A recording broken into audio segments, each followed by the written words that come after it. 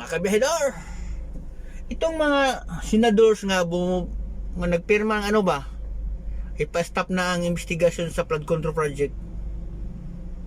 Bakit pina-stop ninyo mga senador? No? Yung iba dyan, no? Hindi naman pumirma para ma-stop yung investigasyon ng flood control. May ilan lang dyan. Nakita ko sa social media.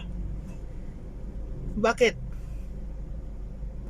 Nagpirma kayo nga itigil na yung investigation sa flood control. Dahil alam niyo nga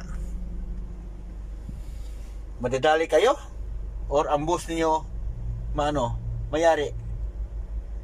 Ang hirap kasi sa inyo mga senador eh. Sa 500 billion nga flood control project, wala kayong paki. Ngayon, pinatigil yung investigasyon. Wow. Katapos doon kayo nakatutok kay BP Sara. Kaunti lang yung confidential pa ni BP Sara. At saka napaliwanag ng maigi yun. Doon kayo nakatutok. Samantala yung flood control nga, may mga buhay pa sa tao nga namamatay dahil sa pagbaha. Wala kayong konsensya talaga, no? Mga senador nga pumipirma nga ipa-stop na yung flood control investigation. Grabe. Huwag natin iboto mga kabihedor.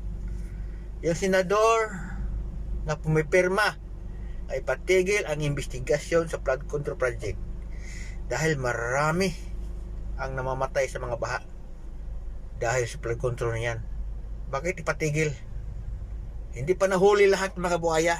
Malita pa rin ang nakikita natin sa social media. So, alam natin. Tingnan nyo sa social media kung sino yung mga senador nga mga buhaya rin. Wala stick talaga.